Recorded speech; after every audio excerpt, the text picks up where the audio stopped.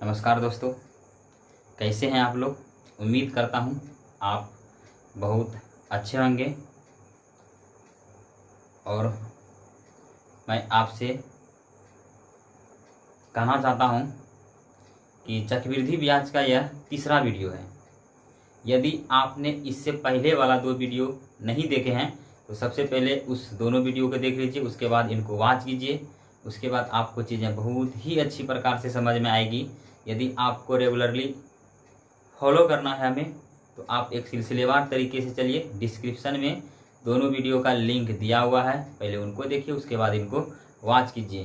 तो आज जो मैं आपको बताने वाला हूँ यह बहुत ही चक्रवृद्धि ब्याज का मोस्ट टॉपिक होता है और इससे प्रश्न सभी प्रकार के एग्जाम में पूछे जाते हैं और ऐसे प्रश्नों को मैं तुरंत जो है बना दूंगा। बस आपको एक कंसेप्ट याद रखना है, एक ट्रिक याद रखना है। वह रटने वाला नहीं होगा बल्कि कंसेप्ट आधारित जो है ट्रिक होगा। और चलिए देखते हैं इसको जो है सेकंडों में कैसे बनाते हैं। देखिए प्रश्न है, कोई धन चक्रवृद्धि ब्याज से 15 वर्ष में 2 गुना हो जाता है।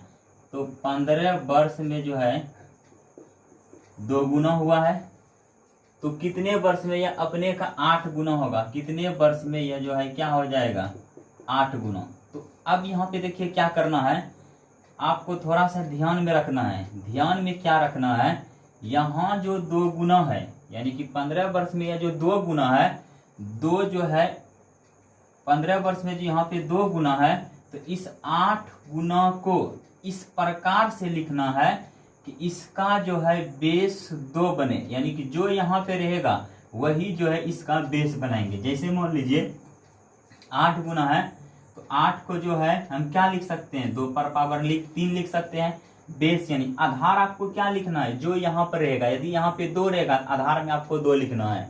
वैसा प्रश्न जो है एग्जाम में सेट करता है, आपको परेशान नहीं करेगा। यदि यहाँ पे 3 रहेगा तो हम जो है यहाँ 3 लिखते बेस। यदि यहाँ पे 2 है तो 2 लिखे बेस। यहाँ तक में कोई प्रकार का दिक्कत नहीं। 15 वर्ष में 2 गुना, कितने वर्ष में 8 गुना, तो 8 को लिखेंगे 2 पर पावर 3। 2 पर पावर 3 ही क्यों लिखेंगे, इसलिए क्योंकि यहाँ पे क्या है 2 है। तो अब जो है आंसर निकालने के लिए क्या करेंगे, इसका पावर और यह जो मेरा वर्ष है इसको गुना कर देंगे। टोटल कितना हो जाएगा, 45 वर्ष हो गया उत्तर मेरा। यानी कि 45 वर्ष में वह धन कितना हो जाएगा, 8 गुना।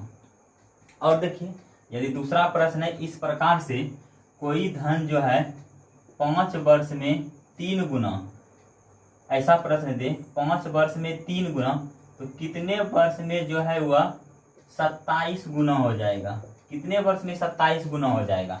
तो क्या करेंगे, यहाँ पे जो गुना है उसको बेस बना लीजिए, यानी 3 को बेस बना लिए। अब 3 पे क्या पावर देंगे जो कि 27 हो जाएगा। 27 को तोड़ना है, 27 को इस प्रकार से लिखेंगे, इस प्रकार 27 का गुणनखंड निकालेंगे। उसका बेस जो है कितना होना चाहिए, 3 होना चाहिए। 3 ही क्यों होना चाहिए, क्योंकि ऊपर में क्या है 3 है। तो 27 को क्या लिख सकते हैं, 3 पर पावर 3। अब आंसर निकालने के लिए क्या करेंगे, इसका पावर और पहले वाला का वर्ष कितना हो जाएगा 5, यानी कि उत्तर आपका क्या हो जाएगा 15 वर्ष। तो इस प्रकार का और 1-2 प्रश्न देखते हैं, उसके बाद चीजें आपको समझ में आ जाएगी।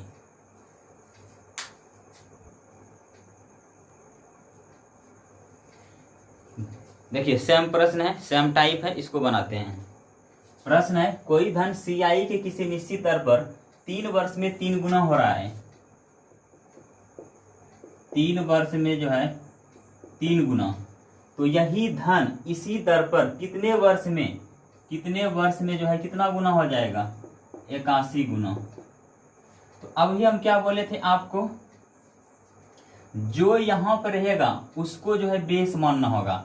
यानी 3 पर पावर क्या कर दें, यानी 81 का इस तरह से खंडन करना है कि बेस मेरा 3 हो। 3 क्यों बेस हो, क्योंकि ऊपर में 3 गुना है। तो 81 का इस प्रकार से खंडन करें बेस 3 हो तो क्या हो जाएगा, 3 पर पावर कितना देंगे ताकि जो है मेरा क्या हो जाएगा 81 हो जाएगा। तो 3 पर पावर कितना देना होगा, 4, तब ना 81 होगा। अब उत्तर निकालने के लिए क्या करेंगे, इस पावर को इससे गुना कर देंगे। तो 4 गुना 3 कितना हो जाएगा, 12 वर्ष हो गया मेरा फाइनली उत्तर। अब एक प्रश्न और देखते हैं, वीडियो को वॉच कीजिएगा, उसके बाद आपको बनाना है। यदि बना लेते हैं तो आपको समझ में आ गया।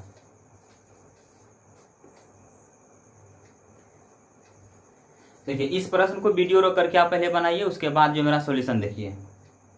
प्रश्न है, कोई धन सीआई के किसी निश्चित दर पर 3 वर्ष में 8 गुना, 3 वर्ष में जो है 8 गुना हो रहा है, तो यही धन इसी दर पर कितने वर्ष में जो है 16 गुना होगा। तो देखिए अभी क्या बोले थे हम, 8 को लिख सकते हैं 2 पर पावर 3 और 16 को लिख सकते हैं 2 पर पावर 4।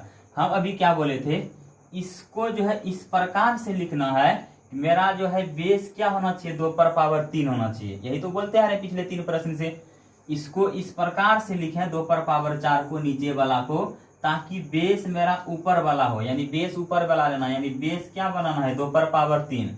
अब इस पे कितना पावर दे दें ताकि मेरा जो है 2 पर पावर 4 होना चाहिए। तो कितना पावर देना होगा 2 पर पावर 4 लाने के लिए, 4/3 पावर देना होगा। हो गया, 4/3 करेंगे तब 3 3 खत्म और 2 पर पावर 4 बचेगा। तो हो गया यही मेरा सेट। अब तो सेट हो गया। तो अब प्रश्न क्या कहता है, उत्तर निकालना है। तो उत्तर निकालने के लिए क्या करेंगे, इस 4/3 से इसमें गुना करना होगा, यानी 3 गुना 4/3, 3 3 खत्म, कितना हो जाएगा 4 वर्ष। आंसर मेरा फाइनली। अब चलते हैं अगले टाइप की तरफ।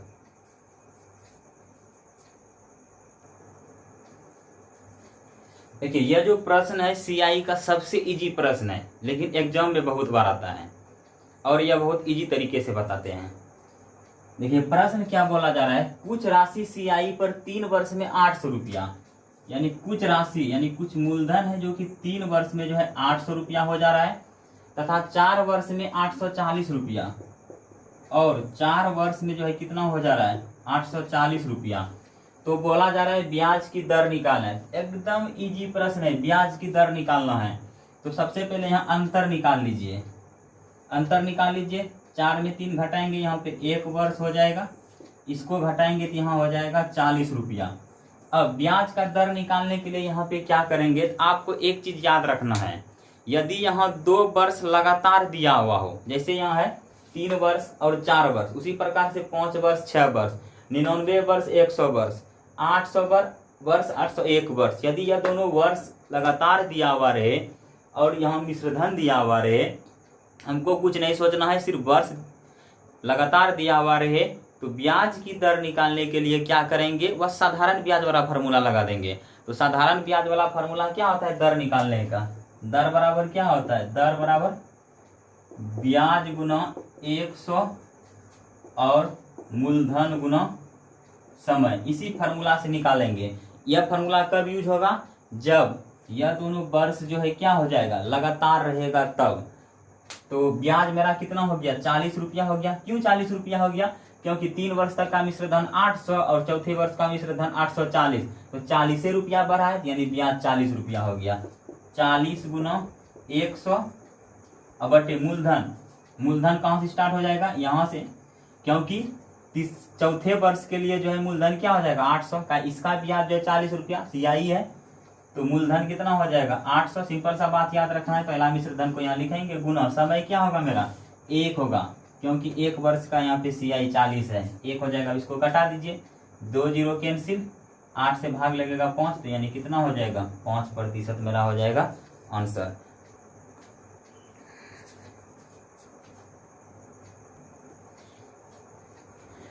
देखिए सेम प्रश्न है, प्रश्न है 2 लगातार वर्षों का सीआई क्रम से। 2 लगातार वर्ष का एक मतलब क्या है, 3 वर्ष 4 वर्ष 5 वर्ष 6 वर्ष 7 वर्ष 8 वर्ष।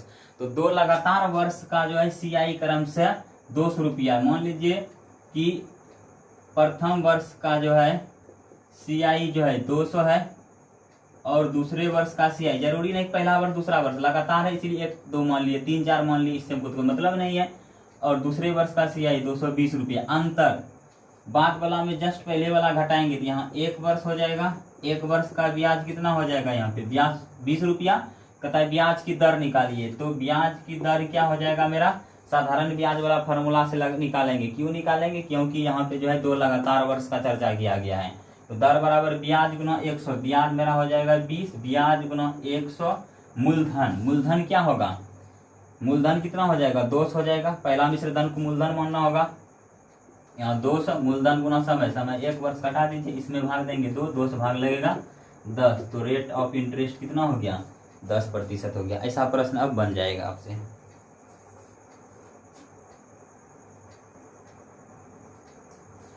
देखिए अब इस प्रश्न को, सबसे पहले प्रश्न देखिए, कोई धनराशि CI से 2 वर्ष बाद 4500 रुपया, यानी कि 2 वर्ष में जो है वह धनराशि कितना हो जा रहा है 4500 रुपया, और 4 वर्ष बाद जो है वह कितना हो जा रहा है 6750 रुपया। यह दोनों मिश्र धन दिया हुआ है। कहता है वह धनराशि क्या होगा, वह धनराशि कहने का मतलब है मूलधन निकालने का है। 2 वर्ष बाद जो है 4500 और 4 वर्ष बाद जो है 6750 रुपया हो जा रहा है, तो मूलधन पूछ रहा है। तो ऐसे प्रश्नों को बनाने का एक फार्मूला देते हैं। देखिए क्या करना, एक चीज याद रखना, एकदम सिंपल सा बात, यदि वर्ष यहाँ पे जो है एक दूसरे का दोगुना हो, एक दूसरे का दोगुना कहने का मतलब क्या, यदि यह 2 या 4, यदि यह x या 2x, यदि यह 50 या 100, यदि यह 4 या 8, यानी वर्ष यदि एक दूसरे का दोगुना रहे, लिख देते हैं यहाँ पे नोट में, यदि वर्ष एक दूसरे का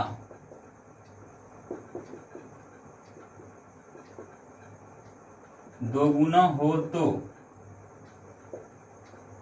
मूलधन P बराबर फॉर्मूला क्या हो जाएगा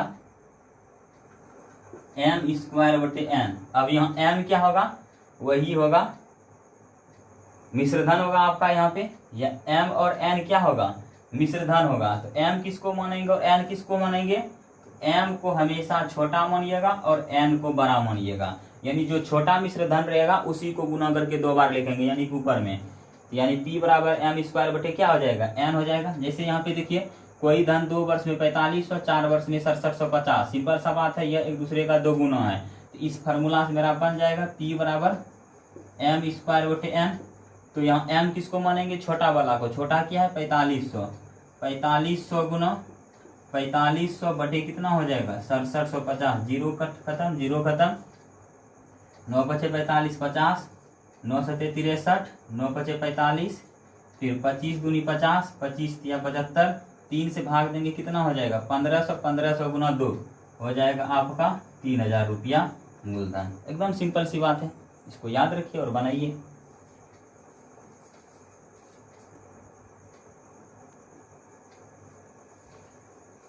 देखिए इस प्रश्न को देखते हैं, सेम प्रश्न है। कोई धनराशि पहले वर्ष के अंत में 650 रुपया, यानी 1 वर्ष के बाद जो है वह धनराशि 650 रुपया, और दूसरे वर्ष के अंत में 676 रुपया हो जाती है। कहता है वह धनराशि क्या होगा। अभी क्या बताए हैं, यदि वर्ष यहाँ पे एक दूसरे का द्विगुना दिया हुआ रहे, दोगुना दिया हुआ रहे, तो मूलधन निकालने का फॉर्मूला क्या होता है, P बराबर m²/n। तो m यहाँ पे क्या होगा, छोटा मिश्रधन। तो छोटा मिश्रधन क्या है इस दोनों में, 650 छोटा है, हो जाएगा 650 गुना 650 बटे 676 है। देखिए 13 × 5 = 65, 13 दूनी 26, 13 × 5 = 65 हो गया। उसके बाद हो जाएगा 13 × 4 = 52, 13 × 5 = 65, फिर हो जाएगा 2 दूनी 4, इसमें भाग लगेगा 25, फिर इसमें भाग लगेगा 25, 25 गुना 25, 625 रुपया हो गया आपका मूलधन। तो आपसे उम्मीद करते हैं कि मेरा जो बताया गया तरीका आज का था, अभी का था, यह आपको बहुत ही अच्छे प्रकार से समझ में आ गया होगा। तो इसी प्रकार से मेरा वीडियो आपके पास सबसे पहले पहुँचे। यदि आप ऐसा चाहते हैं तो आप जिस चैनल के माध्यम से हमें सुन रहे हैं और मेरा वीडियो वॉच कर रहे हैं, यदि वह सब्सक्राइब लाल कलर में लिखा हुआ है तो आप उस पर क्लिक कर दीजिए, बगल में घंटी का निशान आ जाएगा, उस पर भी क्लिक कर दीजिए, ताकि जो भी वीडियो अपलोड करूं सबसे पहले आपके पास पहुंचे। यदि वीडियो अच्छा लगे तो आप अपने दोस्तों के साथ भी शेयर कीजिए। चलिए धन्यवाद।